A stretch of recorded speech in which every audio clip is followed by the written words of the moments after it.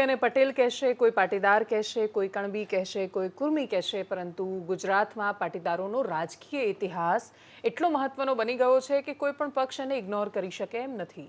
2017 પહેલાં 2015નું પાટીદાર આંદોલન માત્રની આ વાત નથી. ગુજરાત રાજ્યને મળેલા ખૂબ દૂરંદેશીવાળા દીર્ઘદ્રષ્ટા કેશુભાઈ જેવા મુખ્યમંત્રીની વાત હોય કે દેશની રાજનીતિમાં એકદમ શરૂઆતમાં વિઠ્ઠલભાઈ પટેલ અને વલ્લભભાઈ પટેલ જેવા ચહેરાઓ મળવાની વાત હોય, ગુજરાતની રાજનીતિ ઘણા ખરા અંશે પાટીદારોનો પર્યાય રહી છે. 2024માં જ્યારે વાત કરીએ છીએ ત્યારે એટલું સરળતાથી સમજાઈ નથી રહ્યું 2019માં જે રીતે પાટીદારોનો ઝુકાવ દેખાતો હતો. બંને બાજુના જૂથ દેખાઈ રહ્યા છે. કોઈ કોંગ્રેસ સમર્થિત દેખાય છે, કોઈ આમ આદમી પાર્ટીમાં પણ દેખાય છે, ભારતીય જનતા પાર્ટીમાં પણ એક્ટિવ દેખાય છે. અને છેલ્લે જ્યારે પરિણામો આવે ત્યારે એવું થાય કે નહીં, પાટીદારો is equal to Bharatiya Janata party. આ પર્યાય શું કામ બન્યો? વિસ્તારથી સમજવું છે. વરિષ્ઠ પત્રકાર રોનકભાઈ આપણી સાથે ફરી એકવાર જોડાયા છે. સર, સ્વાગત છે આપનું. અને પાટીદારો એટલે ભારતીય જનતા પાર્ટી એવો પર્યાય 2024માં પણ તમે માનશો કે એને થોડું અલગ રીતે જોશો? જો પહેલું તો દેવાંશીબેન, માત્ર રાજનીતિ શું કરવા, રાષ્ટ્રનીતિમાં પણ પાટીદારોની ભૂમિકા હતી. સરદાર પટેલની ભૂમિકા હતી, એમના મોટાભાઈની ભૂમિકા હતી, મણિબેનની ભૂમિકા હતી. એટલે પાટીદારો રાષ્ટ્રનીતિ સાથે પણ જોડાયેલા રહ્યા, ત્યારબાદ રાજનીતિ સાથે પણ જોડાયેલા રહ્યા. તમે જે કહ્યું કે બીજેપી ઇક્વલ ટુ પાટીદાર અથવા તો પછી પાટીદાર ઇક્વલ ટુ બીજેપી, તો એનો જવાબ એમાં જ છે કે આખા દેશની અંદર લોકસભામાં જ્યારે બીજેપીને 2 બેઠક મળી હતી, અને એ પણ એક બેઠક તો સાઉથમાંથી હતી જે વ્યક્તિના નામના કારણે હતી, પરંતુ એ સિવાય આખા દેશમાંથી 2 બેઠક પૈકીની પહેલી બેઠક મહેસાણાથી પટેલની મળેલી, ડૉક્ટર એ.કે. પટેલની મળેલી. જ્યારે આખા દેશમાંથી બીજેપીના દિગ્ગજ નેતાઓ હારેલા, ત્યારે મહેસાણા એક પાટીદારને જીતાડીને કમળ પહેલું ખીલાવેલું. એ જ બતાવે પાટીદાર એટલે ભાજપના કમળના મૂળમાં પાટીદાર છે. એટલે પાટીદાર ઇક્વલ ટુ બીજેપી અથવા બીજેપી ઇક્વલ ટુ પાટીદાર એના કરતાં કમળના એટલે કે બીજેપીના મૂળને જતન કે સિંચન કરનારો કમસે કમ ગુજરાતમાં તો પાટીદાર રહેલો. એ હકીકત છે કે પાટીદારોનું બાઉન્ડિંગ બીજેપી સાથે પહેલેથી રહ્યું. સૌરાષ્ટ્ર હોય, દક્ષિણ ગુજરાત હોય, મધ્ય ગુજરાત હોય કે ઉત્તર ગુજરાત, સવિશેષ ઉત્તર ગુજરાત અને દક્ષિણ ગુજરાત એકદમ ક્લિયર કટ બીજેપી સાથે જોડાયેલા રહે. સમય થોડોક બદલાયો.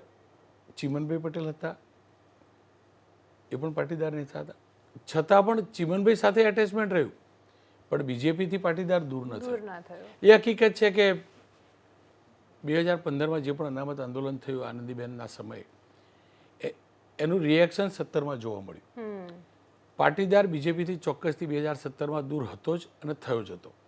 અને એ જ કારણ રહ્યું કે અનેક પાટીદારો, કોંગ્રેસે પાટીદારોને ટિકિટ આપી અને પાટીદારો જીત્યા. જો પાટીદારો કોંગ્રેસ સાથે હોત તો સિદ્ધાર્થ પટેલ સાથે હોત. સિદ્ધાર્થ પટેલ ચીમનભાઈના પુત્ર હતા. પાટીદારો જો બીજેપી સાથે જ હોત, માફ કરજો, કોંગ્રેસ સાથે હોત, તો એના પછી પણ લલિત કગથરા 2023માં વિધાનસભા નહીં હારતે, 22માં વિધાનસભા નહીં હારતે, લલિત વસોયા નહીં હારતી. એટલે આ જ બતાવે છે કે પાટીદાર અને બીજેપી એકબીજા સાથે બાઉન્ડેડ છે, એકબીજા સાથે જોડાયેલા. આ રિયાલિટી છે અને માનવી જ પડશે, એમાં કોઈ બે મત ના હોઈ શકે. એ હકીકત છે કે પ્રતિનિધિત્વ બીજેપીમાં પાટીદારોનું ઘટ્યું હશે, એ હકીકત છે. કારણ કે બીજેપી શરૂઆતમાં સવર્ણો પૂરતી પાર્ટી હતી એવું મનાતું હતું, અને એ રિયાલિટી પણ હતી કે સવર્ણો વિશેષ હતા, બ્રાહ્મણ પણ વિશેષ હતા, પાટીદાર પણ વિશેષ હતા, અને એ વખતે વિશેષ હતા એટલે વધુ સ્થાન મળતું હતું. પણ ત્યારબાદ બીજેપીએ પણ એક પોતાની પક્ષની ઇમેજથી બહાર આવવાનો પ્રયાસ કર્યો અને અનેક સમુદાયો, અનેક કાસ્ટને જોડ્યા. એના જ કારણે નેચરલી પાટીદારનું પ્રતિનિધિત્વ બીજેપીમાં ઘટ્યું. પણ આજે પણ પાટીદાર ઓવરઓલ ગણીએ આપણે તો બીજેપી સાથે 100% કહી શકાય કે છે, એ માની શકાય. અત્યારે સત્તાની સામે ઉઠતા જે પણ મજબૂત અવાજો છે તો એ વિપક્ષમાં પણ ઘણા ખરા અંશે પાટીદારોના છે. એટલે જેમ કે હમણાં જ અહીંયા અડાલજમાં એક બંગલા પર બધા ભેગા થયા હતા પાટીદાર સમાજના એવા લોકો કે જે ભારતીય જનતા પાર્ટીની વિચારધારાની સામે છે. આમ આદમી પાર્ટીને પણ જે વોટ શેર મળ્યો થોડો ઘણો, પણ જે પણ ઘણો સુરતમાં એનો જે આધાર હતો એ પણ એકદમ પાટીદાર આધારિત હતો. કોર્પોરેશનમાં જે જીત હતી એ પણ પાટીદાર આધારિત હતી. તો શું પાટીદાર ખરેખર ઓપ્શન શોધી રહ્યો છે? પણ જ્યાં સુધી એમને એવું લાગે છે કે નહીં, ભારતીય જનતા પાર્ટી જ જીતી રહી છે, એમનું જ અત્યારે અવાજ બુલંદ પર છે, એટલા માટે એ લોકો ઢળતા નથી, બાકી ઓપ્શન શોધી રહ્યા છે. જો ઓપ્શન શોધી નથી રહ્યા, ઓકે, પણ બીજેપીથી દુઃખી થયેલા હતા અને એ રિફ્લેક્શન થયું, એ આક્રોશ જે હતો અથવા એ જે દર્દ હતું એ 2017માં જોવા મળ્યું. એના પછી ધીમે ધીમે આક્રોશ ઘટ્યો. એટલે હું ફરીથી કહું છું, એ આક્રોશ ધીમે ધીમે ઘટ્યો, પણ એ આક્રોશ ત્યાં વરાછા વિસ્તારમાં સુરતમાં યથાવત હતો, એટલે કોર્પોરેશનમાં આપણને જોવા મળ્યો. પણ એના પછી જે પણ ચૂંટણીઓ થઈ, જે પણ ઇલેક્શન થયા ગુજરાતની અંદર, જ્યાં પણ જુઓ ત્યાં આક્રોશ હતો જ નહીં. એનો મતલબ એ ઓપ્શન નથી શોધી રહ્યો. જ્યારે દુઃખી થયો, હર્ટ થયો, અને સવિશેષ બધું એટલે હર્ટ થયો હતો કે એ પોતે એવું માનતો હતો કે આ મારી પાર્ટી, અને ત્યાંથી એ દુઃખી થયો એટલે એનું એ રિએક્શન હતું. રહી વાત અવાજ ઉઠવાની, તો એ હકીકત છે બેન કે પાટીદાર આખા બોલો હોય અને પાટીદાર મોઢા ઉપર બોલવાવાળો હોય. પોલિટિકલ પાર્ટી જ નહીં, પરિવારની અંદર પણ પાટીદાર બોલતો હોય ખુલીને, કે બીજા પરિવારની વાત બહાર નહીં આવતી, પાટીદારના પરિવારની વાત બહાર આવશે, ખુલીને બોલશે, સમાજની વાત ખુલીને બોલતો હશે. એટલે પાટીદાર આખા બોલા હોવાના કારણે આપણને એમ લાગે કે અવાજ ત્યાંથી ઉઠી રહ્યો. અવાજ એનો વધુ સંભળાતો હશે એટલે આપણને એવું લાગતું છે અવાજ ઉઠાવવાનો પાટીદાર છે. પણ એ અવાજને આપણે એવું વિચારું કે ઓપ્શન શોધી રહ્યો છે, હું નથી માનતો. ઓકે, પોલિટિકલી એ વાતને તમે જેમ કે તમે મૂળમાં 80માં લઈ ગયા અને કે પટેલ સાથે એને સાંકળ્યું, પણ એક એવી થિયોરી વારંવાર કહેવાય છે કે માધવસિંહ વખતે જે વિવાદો થયા પાટીદાર વર્સિસ ઓબીસીના, અને એ વખતે પાટીદાર સાવ છૂટો પડી ગયો અને 2017માં માંડ કોંગ્રેસ પાછી એનું બેલેન્સ કરવાની કોશિશ કરી શકી. જો કે એની લીડરશિપમાં તો અત્યારે પાટીદારોને કંઈ એટલું મહત્વ નથી કોંગ્રેસમાં જેટલું સરખામણી અપાતું હોય છે. પણ એ જે વિવાદ હતો એ ખાસા ખરા અંશે કારણભૂત હતો છૂટો પડવા માટે. માધવસિંહભાઈ વાળો કે માધવસિંહભાઈ વાળો 101% હતો, 101% હતો. એ વખતે જે વાક્યો બોલાયેલા હતા બધા ખરેખર બોલાયા હતા, ખરેખર બોલાતા હતા, ખરેખર બોલાતા હતા. મેં રાત્રે ઉજાગરા કરેલા. વેકેશનમાં મામાના ગામ જઈએ તો આખી રાત એટલે જાગવાનું કે તમારો પાક કોઈ સળગાવી ન જાય. આખી રાત થાળી એટલે વગાડવાની કે બધા જાગતા રહે. આ સ્થિતિ હતી અને એ જ કારણે હું નથી કહેતો માધવસિંહભાઈને પ્રોત્સાહિત કરતા હતા, પણ એક ક્લિયર મેસેજ હતો, ક્લિયર કટ મેસેજ હતો, અને તમામના માનસ ઉપર, જે સામાન્ય નાગરિક છે એના માનસ ઉપર ગયેલો છે. મારા અથવા મારી એજ, હું તો બાળપણમાં હતો એટલે થોડુંક બાળમાનસમાં હતું, પણ મારા કરતાં એટલે 70 કરતાં પહેલાં જે લોકો જન્મેલા એ બધાના દિલ દિમાગ ઉપર હતું, અને એ નેચરલી નેક્સ્ટ જનરેશન આપતા હશે, એ વાત કરતા હશે કે આ દિવસો હતા, આ દિવસો હતા, આ દિવસો હતા. અને કદાચ એ જ કારણ છે કે પાટીદારનું બાઉન્ડિંગ કોંગ્રેસ સાથે ન થયું. જ્યારે ત્યાંથી મોહભંગ થયો હતો, પ્રેમ તૂટ્યો ભાજપ સાથેનો, એટલા પૂરતું ચોક્કસ અહીંયા થયું. હું ઓવરઓલ જનરલાઇઝ કરું છું, પણ જેવું એ પતી ગયું એ આક્રોશ એટલે પાછું ત્યાં ગયા. એટલે બેઝિકલી પાટીદારના દિલ દિમાગ, અને ખાસ કરી ઉત્તર ગુજરાતના પાટીદારના દિલ દિમાગમાં ચોક્કસથી છે કે એ સરકાર વખતે પાટીદારે શોષાવવું પડ્યું હતું, ભોગવવું પડ્યું હતું, રાતભરના ઉજાગરા કરવા પડ્યા હતા. એ જે ધમાલો થતી હતી, જે તોડફોડ થતી હતી, જે લૂંટ થતી હતી, જે આ સળગાવવામાં આવતું હતું, અને એ લોહીમાં વણાયેલું છે. અને એ જ વાત કદાચ કોંગ્રેસ સાથે પાટીદારને પરમેનન્ટ જોડતું નથી. એ જે ફેક્ટર હતું એ નથી જોડતું, ને જરૂરી હતું કે કોંગ્રેસે એ વાતને પ્રોપરલી વાત સાચી મૂકવાની. હું નથી કહેતો એવું કરાવતા હતા કોંગ્રેસ વાળા, પણ જે લોકો કરતા હતા એને રોકવાની અથવા તો અમે નથી કરાવતા એ મેસેજ આપવાની, કમ્યુનિકેટ કરવાની, એ કોમ્યુનિકેટ કરવામાં કોંગ્રેસ ચોક્કસથી નિષ્ફળ ગયું. અને મહદઅંશે મારી ઉંમરના પાટીદાર એ જ માને કે અમારી ઉપર, એટલે કે પાટીદાર ઉપર જે પણ દમન થયું એ કોંગ્રેસના કારણે થયું, એ શાસનના કારણે થયું, એવું પાટીદાર માનતો થયો. જો રિયાલિટી નહોતી તો એ કોંગ્રેસે સમજાવવું જરૂરી હતું. 2015ની વાતમાંથી પાટીદાર સમાજ કેવી રીતે બહાર આવ્યો? કેમ કે અમદાવાદની સોસાયટીના જે વિડીયો વાયરલ થયા અને પોલીસે ભયાનક, અને ઘણીવાર તો એકચ્યુઅલી જેમ બધાની એક જાતિ હોય છે એમ પોલીસ ભલે ગમે તેટલે નિષ્પક્ષતાની વાત કરે, ત્યાં જવાવાળા માણસની પણ એક જાતિ હોય છે. એના કારણે એના મગજમાં ઓલરેડી પાટીદાર આંદોલન માટે એક દ્વેષ હતો, અને એ ઘણીવાર ઉતરતો દેખાયો વિડીયોમાં કે સાવ બેફામ રીતે લોકો મહિલાઓને પણ મારતા હતા. એ બધામાંથી પાટીદાર સમાજને ભારતીય જનતા પાર્ટી કેવી રીતે બહાર લાવી? જો પહેલામાં પહેલું તો ટાઈમિંગ ફેસ હતો. એના પછી જ્યારે ઈબીસી મળ્યું એટલે બીજેપીએ વાતને પ્રોપરલી મૂકી હા કમ્યુનિકેટ જે કોંગ્રેસ નહોતું કરતું, બીજેપીના સરકારમાં દમન થયું એ વાત ભૂસાઈ ગઈ, કારણ કે ઈબીસી સામે આપ્યું અને એક્ઝેક્ટલી એમને કોમ્યુનિકેટ કર્યું કે જો અમે ઈબીસી આપી. બીજેપીએ પાટીદાર નેતાઓને પણ આગળ કર્યા એનો પ્રચાર પ્રસાર કરવામાં, એ આયોગ બનાવ્યું, પાટીદાર મૂક્યા, એક્ઝેક્ટ મેસેજ આપવામાં એ સફળ રહ્યા, પેલા સફળ નહોતા. એની જ સાથે પાટીદાર અનામત આંદોલન સાથે જોડાયેલા અનેક નેતાઓ બીજેપી સાથે મળી ગયા. હાર્દિક પટેલથી લઈને અનેક, હાર્દિક પટેલ નામ સાથે કહું કારણ કે ચહેરો હતો, અને એ જ લોકો જે બહુ ખરાબ બોલતા હતા, કદાચ એમને સમજ બી નહોતી કે અનામત આંદોલન શું હતું, એ જે ખરાબ બોલતા હતા એ જ દુનિયાભરની વાહવાહી કરવા લાગ્યા. અને એ જ કારણ રહ્યું કે લોકો જે પણ લોકો માનતા હતા કે બીજેપી આપણી પર દમન કર્યું, અને એ દમન કર્યું એવું દિમાગમાં ઘુસાડવાવાળા જે લોકો હતા એ જ બીજેપીમાં ગયા. તો નેચરલી એ જે આક્રોશ હતો, એટલે કોઈ પણ વ્યક્તિ વિચાર મારો આક્રોશ કેમ હતો, મારો આક્રોશ એટલે કે આના ઉપર દમન થતું હતું. હું વિચારું હા ખોટું થતું હતું, મારો જ ભાઈ મારી સાથે જોડે જોડાયેલો, મારા જ લોહીનો, એની જોડે દમન થતું. પણ પછી એ જ વ્યક્તિને જોઉં ત્યાં બેઠેલો દમન કરતા વ્યક્તિ, તો મને એમ લાગે હું મૂર્ખ હતો, રાઈટ, હું મૂર્ખ હતો, હું આના માટે આવું વિચારતો હતો. એ જ કારણ રહ્યું કે એ જલ્દીથી એ ફેસ પાટીદારો ભૂલી ગયા. અને એ હકીકત છે કે એ બધાને એ ભૂસવા માટે ભારતીય જનતા પક્ષે સાચી દિશામાં મહેનત કરી.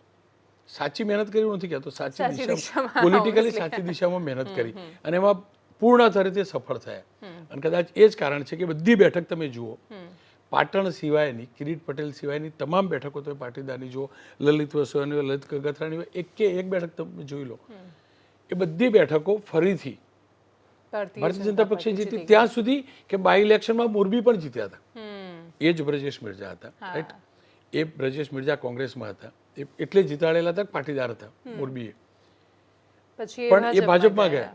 તો એ વખતે આક્રોશ નીકળી ચૂકેલો હતો, એટલે જીત્યા ને. કે નહીતર પહેલો સપોઝ સમાજદ્રોહ ગણતા તો એ પક્ષદ્રોહની સાથે સમાજદ્રોહ પણ હતો, કારણ કે સમાજે જ જીતાડેલા હતા ને મોરબીથી. મોરબીની બેઠક કોંગ્રેસની તો હતી નહીં, છતાં પણ કોંગ્રેસને મળેલી. પણ જ્યારે બ્રજેશભાઈ ત્યાં ગયા તો લોકોએ માફ કરી દીધા, કારણ કે બધા સમજતા મૂળ રૂપે પાછી ભાજપની જ બેઠક, યસ, ભાજપની જ બેઠક હતી. અને ભાજપ સાથે જોડાયેલા લોકો હતા, પણ એક માત્ર મોહભંગ થયો હતો એટલે દૂર થયા હતા, અને પાછા લાવવામાં, કન્વિન્સ કરીને પાછા લાવવામાં બીજેપી સફળ થઈ. એ વાતને તમે કઈ રીતે જોઈ રહ્યા છો કે પાટીદારોના બે ખાસ વર્ગ, એમ એક બહુ જ સમૃદ્ધ અને સશક્ત વર્ગ છે, અને બીજો એક એવો વર્ગ કે જે કાં તો વચ્ચેની સ્થિતિમાં છે, કાં તો હજી ખેતી સાથે સંકળાયેલો છે. એમાંથી ઘણા બધા લોકો, તમે જેમ કહ્યું કે આખા બોલા છે એટલા માટે વધારે સંભળાય છે, અને વધારે એમને કદાચ પાટીદારોનો અવાજ પણ વધારે સંભળાય છે મીડિયામાં, કવરેજ પણ વધારે થાય છે, એ પણ હકીકત છે. તો જે સમૃદ્ધ વર્ગ છે એના માટે તો હવે સત્તામાં ભાજપ છે એટલા એના માટે મજબૂરી છે જોડાઈને રહેવું, કે એને ખરેખર પ્રેમ અને લગાવ છે ભારતીય જનતા પાર્ટી માટે? જો પાટીદારમાં બે વર્ગ છે, હકીકત છે, સમૃદ્ધ પાટીદાર પણ છે અને મહેનત અને ખેતરમાં મજૂરી કરતો પણ પાટીદાર છે.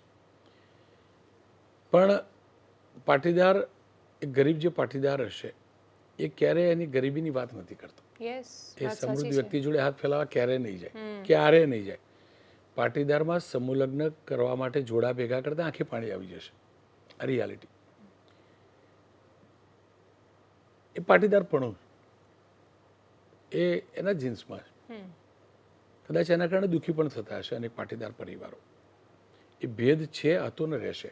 એની સામે એ પણ હકીકત છે કે અનેક પાટીદાર શ્રેષ્ઠીઓએ પરિવારોને સાથે રાખવાનો પ્રયાસ કર્યો. સમૃદ્ધ તો ન કરી શકાય, સાથે રાખી રોજગારી આપી, ખેતીની જમીન આપી, ચલ તું શહેરમાં નથી આવ્યો, નથી કમાયો, મારા 10 ઘરમાં થતો હોય તો તું મારી જમીન વાવજે, એ આપેલું. એમાં એ પણ થયેલું. ઇવન આ સંસ્થાઓ બનાવી, પણ જો કે હું સંસ્થાઓ પૂર્ણતઃ રીતે કન્વિન્સિંગ નથી. સંસ્થાઓએ, અમુક સંસ્થાઓએ સારું કામ કર્યું, માનવું જ પડશે. પણ એ સંસ્થાના નેતાઓ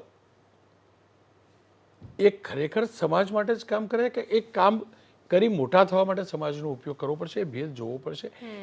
સંસ્થા તો સંસ્થા જોવું પડશે. બધી સંસ્થાઓ ખરાબ છે એવું નથી કહેતો, બધી સારી છે એવું નથી. હા, બધી સંસ્થાઓના કાર્યો સારા છે. એક કે એક સંસ્થાનું, પાટીદારનું કાર્ય સારું જશે, એમાં કોઈ ડાઉટ નહીં. પણ એ સંસ્થા ઉદ્દેશ બહુ બેસ્ટ, પણ એ લીડર જે છે એના શું ઈરાદા છે એ તો એ જાણે. કોણ કેટલા મોટા હોર્ડિંગ મારે આપણે જાણીએ છીએ. સરદાર કરતાં પણ મોટું હોર્ડિંગ લગાવતા પાટીદાર નેતાઓ, નેતા એટલે પાટીદારના બનીને બેઠેલા સમાજના નેતાઓ મેં જોયેલા, અને એ દુઃખ થાય. એટલે તમે સરદારના નામનો ઉપયોગ કરતા હોય તો તમે પાટીદાર ને તમે હિન્દુસ્તાની ના હોઈ શકો, છતાં પણ કરતા મેં જોયેલા. એટલે હું ફરીથી કહું, સંસ્થાઓ એક સારી, એક સંસ્થાના કાર્યો એક ભાગ્યે જ કદાચ કોઈ એવી રાષ્ટ્રીય સંસ્થા હશે, પણ એ સંસ્થાના વડવા બની બેઠેલા એ શું પાવર ગેઇન કરવા માટે સંસ્થાના વડા બની બેઠેલા કે નહીં એ જોવું પડશે. અને એવું હશે ત્યાં ચોક્કસથી કહી શકાય કે પાવર સાથે એટલે કે શાસક પક્ષ સાથે એ લોકો જોડાતા રહેતા હશે. હા, એટલે મારી વાત એ જે આપણે કરી રહ્યા હતા, જેમ કે કિરીટ પટેલનો અપવાદ ઉદાહરણ તરીકે રહ્યો, તો એ શું કામ રહ્યો? તમને શું લાગે છે ત્યાંના પાટીદારોએ સમર્થન ના કર્યું હોય તો કિરીટ પટેલ ના જ જીતી શકે? કિરીટ પટેલ છે ને જમીનનો માણસ, બહુ નજીકથી જાણો. કિરીટ પટેલ 17 જીત્યો ત્યારથી ક્લિયર હતો, એ જરાય બ્રહ્મણ હતો. કિરીટ પટેલ ક્લિયર હતા કે હું પાટીદાર આંદોલનના કારણે જ જીતેલો. એને ક્લિયર હતું કે 23 સુધીમાં નવી ચૂંટણી આવશે, 22માં એ પહેલાં મારી જાતને એસ્ટાબ્લિશ કરવી પડશે, પ્રૂવ કરવું પડશે કે હું ધારાસભ્યના લાયક છું. સેકન્ડ થિંગ, કિરીટ પટેલ માત્ર પાટીદાર પૂરતા ન રહ્યા. જીત્યા પછી, કેમ કે પાટણની બેઠક પાટીદાર ઠાકોર બંને મતદાતા છે, બંને લગભગ સરખા હશે, એ બંને મતદાતા, ઇવન માલધારી સમાજના પણ મતદાતા હશે, બંને તમામ સાથે જોડે રહ્યા, પ્લસ એક્ટિવ રહ્યા. આપણે તમામ લોકો જોતા હશું કે સરકારમાં જનતાની સમસ્યાના પત્ર લખવાવાળા, શિક્ષણના પ્રશ્નો પૂછવા, ગૃહમાં પ્રશ્નો પૂછવા કિરીટ પટેલ હશે. મીડિયાનો પણ ફેસ હતો, અને એટલે ફેસ હતો કે સવાલ પૂછતો હતો. એટલે બેઝિકલી કિરીટ પટેલ એ ફ્રેમમાંથી બહાર નીકળી ગયા. એ હકીકત હતી કે માત્ર આંદોલનના કારણે એમને ટિકિટ મળેલી, માત્ર આંદોલનના કારણે નેતા બન્યા. પણ એ નેતા બન્યા પછી, ધારાસભ્ય બન્યા પછી ફરીથી ધારાસભ્ય બનવા માટે એ ફ્રેમની અંદર ન રહ્યા. એનો મતલબ એ નથી કે એમને પાટીદાર સમાજ છોડ્યો, પાટીદાર સમાજ જોડે તો રહ્યા જ, પણ બીજા સમાજ જોડે પણ એ પેરેલલી બેલેન્સ કરતા રહ્યા, અને એટલે ચાલે, અને એટલે જીતે. અચ્છા, 2015ના આંદોલન પછી પાટીદાર રાજનીતિ આખી અલગ રીતે દેખાઈ ગુજરાતમાં, અને કદાચ એના પછી જ ભારતીય જનતા પાર્ટીમાં ભલે મુખ્યમંત્રી રહ્યા હોય પણ એક વર્ચસ્વ ઘટેલું દેખાયું સરખામણીએ. તમે આંદોલનને કઈ રીતે જોઈ રહ્યા છો? એણે પાટીદારોમાં એકતા લાવી કે પછી પાટીદાર સમાજમાં ભાગલા પડ્યા? ભાગલા પડ્યા પણ કદાચ મોટો શબ્દ છે, પણ વિરોધાભાસ સર્જાયો. પાટીદાર સમાજમાંથી બહાર મૂકવું હોય તો કહી દઉં, નહીં મૂકે તમને કોઈ બહાર. આંદોલનના કારણે એકતા ચોક્કસથી આવી હતી. ઓકે. પણ આંદોલન પછીની જે સ્થિતિ થઈ, દુઃખની વાત એ છે દેવાંશી, અને કોઈ પણ સમાજમાં આવું ન થવું જોઈએ. એના પછી જે સ્થિતિ, હું ફરીથી કહું છું, સરકારનો વિરોધ કરવો એવું જરાય જરૂરી નથી. સરકાર ખોટી છે તો વિરોધ કરવો જ જોઈએ, કોઈ પણ પક્ષની સરકાર હોય, કોઈ પણ તમે સમાજના હોય. પણ જે તે વ્યક્તિઓ માત્ર પોલિટિકલ મહેચ્છા સાથે શાસક પક્ષ સાથે બેસતા હોય, સ્પષ્ટ કરું છું, એ પક્ષની આઈડિયોલોજી સાથે જોડાવવું જોઈએ. શાસક હોય, વિપક્ષ હોય, ભાજપ હોય, કોંગ્રેસ હોય, આપ હોઈ શકે, પણ તમે સમાજના ખભાનો ઉપયોગ કરી અને તમે નેતા બનવા માટે ખભાનો ઉપયોગ કર્યો, એટલે પાટીદાર સમાજ ભલે કોઈ બોલતું ના હોય, એટલે ઓન સ્ક્રીન ના બોલતા હોય, પણ જાહેરમાં તો લોકો બોલે. પટેલ સમાજના ફંક્શનમાં લોકો વાત કરે, એનાથી પાટીદાર હર્ટ થયો. હું ફરીથી કહું છું, એનાથી પાટીદાર જોડાયો, એ પાટીદાર ફરીથી ડિવાઈડ થયો. પહેલા સરવાળો થયો પાટીદારોનો, પણ એના પછી જે પણ ખેલ થયા એના કારણે પાટીદારોનો ભાગાકાર થયો, ડિવાઇડેશન થયું, અને એ ખોટું થયું. એને કોઈ પણ સમાજમાં આવું ન થવું જોઈએ. કોઈ પણ વ્યક્તિ સમાજનો ઉપયોગ કરી નેતા બની સમાજનો બહાર રાખીને દૂર થવું. જય સરદાર જય પાટીદાર, હું ફરીથી કહું છું, સરદાર જોડે એકલું પાટીદાર ના હોય, સરદાર જ હોય. એ બોલવાવાળો એક નેતા મને બતાવો, એના પછી તમે ક્યારે સાંભળ્યા હોય જય સરદાર જય પાટીદાર? હાર્દિક પટેલને પૂછો ક્યારે બોલ્યો છે? એટલે એક પણ નેતા હવે એને જય સરદાર જય પાટીદાર નથી દેખાતું. હું ફરીથી કહું છું, એ વખતે પણ ખોટા હતા. સરદાર પાટીદાર પૂરતા ન હોઈ શકે, પાટીદારના પરિવારના પુત્ર હતા, અને અમારા બધાના બાપદાદા ગણાય, પણ અમારા જતા એવું ન હોય શકે, દેશના હતા. એટલે બેઝિકલી એ વખતે તમે નામનો ઉપયોગ કર્યો, અને સરદારના નામનો જે ઉપયોગ કરતો હોય એ પાટીદારોને ફરીથી કહું છું, એ હિન્દુસ્તાનનું સંતાન ના હોઈ શકે. એને પાટીદાર જોડે દ્રોહ કરેલો ન ગણી શકાય. જેને પણ સરદારના નામનો પોતાના માટે ઉપયોગ કર્યો હશે, અથવા તો સમાજમાં ભાગ પડાવ કર્યો હશે, એને ગદ્દારથી વિશેષ કશું ના કહેવાય. અને એટલે જ પાટીદાર દુઃખી પણ થયો, અને એ જે એકતા બની હતી ને, એનો સકારાત્મક ઉપયોગ થવો જોતો તો ન થઈ શકે. એવું નથી કે આંદોલન ચાલવું જોતું હતું, એનો સકારાત્મક ઉપયોગ ન થઈ શકે. ઓકે, એક ઉદાહરણ તરીકે આહિર સમાજનો એક સરસ મજાનો કાર્યક્રમ થયો હતો, આહિરાણીઓના મહારાસનો. એ વખતે એના બીજા ત્રીજા દિવસે લગભગ ગોપાલ ઇટાલિયાએ એક પ્રતિક્રિયા આપી હતી અને બહુ ચર્ચામાં આવી હતી. અને જો શાંતિથી સાંભળ્યું તો ભાઈ બહુ સરસ વાક્ય બોલ્યા હતા કે એ કાર્યક્રમની સુંદરતા એ હતી કે ત્યાં મંચ ઉપર સમાજનો કાર્યક્રમ હતો તો બધા પક્ષના નેતાઓને સ્થાન હતું. અને પછી એ આડકતરી રીતે ઈશારા બાકીની બધી સંસ્થાઓ પર કરી રહ્યા હતા કે જ્યારે પાટીદાર સમાજના અથવા બાકીના સમાજોના આંદોલન હોય ત્યારે એ સત્તા પક્ષ પૂરતો સીમિત થઈ ગયો છે. તો શું એવું થાય છે કે કોઈ એક વ્યક્તિ જે વિપક્ષમાં આગેવાન હોય અથવા વિપક્ષનો નેતા હોય તો એને જે મોટા કાર્યક્રમ થાય સમાજોના તો એમાં એ લોકોને નથી બહુ કન્સિડર કરવામાં આવતા? એકચ્યુઅલી સ્પેશિયલી પાટીદાર સમાજ પૂરતી વાત કરું તો પાટીદાર સમાજના બહુ નેતા એટલા વિપક્ષમાં રહ્યા જ નથી. સાચી છે. હું પોતે જ એનો સાક્ષી છું કે લેવા પાટીદાર સમાજના સમૂહલગ્ન હતા અડાલજમાં, મને ઇન્વાઇટ કર્યો હતો. ત્યાં હિતેન્દ્ર પટેલ બીજેપીના લીડર પણ હતા અને હિમાંશુ પટેલ પણ હતા અને આ એચ.એસ. પટેલ સાંસદ છે એ પણ હતા. હા, મેં તમારી રીલ જોઈ. એચ.એસ. પટેલ, કડવા પટેલ, હિમાંશુભાઈ લેવા પટેલ, હિતેન્દ્ર લેવા પટેલ. પણ ત્યાં લેવા પટેલ, કડવા પટેલ કશું નહોતું, ત્યાં ભાજપ કોંગ્રેસ કશું નહોતું, ત્રણ હતા. અને બહુ આશ્ચર્ય, એનું ભાષણ જોજો, બંને એકબીજાની મજા લીધેલી, બંને એકબીજા પર પોલિટિકલ કટાક્ષ કરેલા અને બધા એને સ્વીકારેલા પણ ખરા. એટલે એ બ્યુટી છે જ આજે. પણ જો નેતા જ ઓછા હોય, નેતાનું કદ પણ એ પક્ષમાં એટલું ન હોય તો પછી બોલાવે કેવી રીતે કોઈ પણ સમાજનો નેતા? એ હકીકત છે. હું ફરીથી કહું છું, કેટલાક સંસ્થાના નેતાઓ, સમાજના બની બેઠેલા સંસ્થા ચલાવતા નેતાઓ ચોક્કસથી એવું કરતા હશે કે આ શાસક પક્ષો તેને વધુ પ્રભુત્વ મહત્વ આપે, એવું હોઈ શકે. અને એવા જ સમાજના કોઈ પણ સમાજમાં નેતાઓ પાટીદાર નહીં, એનાથી સાચવવું જોઈએ, એનાથી સાચવવું જોઈએ. હજુ એક બે પ્રશ્ન છે. જેમ કે સુરતમાં પ્રધાનમંત્રી એકવાર લાઈવ જોડાયા હતા અને એમનો એક જે નાનો વિડીયો છે બહુ વાયરલ થયો હતો, જેમાં એ કહેતા હતા કે તમારા છોકરાઓને સમજાવજો જે ઝંડા લઈને નીકળી પડે છે કે ભારતીય જનતા પાર્ટીએ શું શું કર્યું છે પાટીદાર સમાજ માટે. લગભગ 6-1 મહિના થયા એ કાર્યક્રમના એ વિડીયોને. એની અંદર સામે સુરતના સમાજના ખાસા બધા શ્રેષ્ઠીઓ, ડાયમંડ ઉદ્યોગ સાથે સંકળાયેલા ઘણા બધા લોકો હતા. પ્રધાનમંત્રી આ કહી રહ્યા હતા એ વખતે એને એ રીતે જોવામાં આવ્યું હતું જે તે સમયે કે પાટીદાર સમાજનો જે યુવાન વર્ગ છે, તમે જે કહ્યું કે જેને કદાચ એને ખબર નથી કે જે તે સમયની સરકારોમાં શું થયું હતું, એ લોકો શું અત્યારે જૂની વાતો બધું જ ભૂલીને તટસ્થ ભાવે રાજનીતિને જોતા થયા છે? પોતાના મુદ્દાઓ પર વાત, એકદમ તર્ક સાથે વાત, લોજિક સાથે વાત. બધા કેસમાં એક જેવું ન હોઈ શકે. બની શકે કે ઘણા લોકો એનાથી બહાર નીકળી ગયા છે, એટલે કે હું પાટીદાર છું, પાટીદાર તરીકે જ બધાને જોઉં. ઘણા લોકો આજે પણ એવા હશે કે એમનું આ નવું જનરેશન પણ પાટીદાર તરીકે રાજનીતિને જોતું હશે. એટલે 50-50 હોઈ શકે દરેક. એટલે એને આખા એક સમાજ જોડે જોડી અને એનું વિશ્લેષણ કરવું અઘરું બની શકે. ઓકે. અને કેશુ બાપા પછી વિસાવદરમાં જેમ ભારતીય જનતા પાર્ટીને નથી સ્વીકારવામાં આવતી, તો તમને શું લાગે છે કે ત્યાં એનું એ કારણ શું હોઈ શકે મિજાજને સમજવાનું? અત્યારે તો હવે તો ચૂંટણી ખબર નહીં થશે કે નહીં, અત્યારે તો નથી થવાની. વિસાવદર ઓલવેઝ શાસક પક્ષ વિરોધી રહેલો, એટલે એસ્ટાબ્લિશમેન્ટની વિરોધી રહેલો.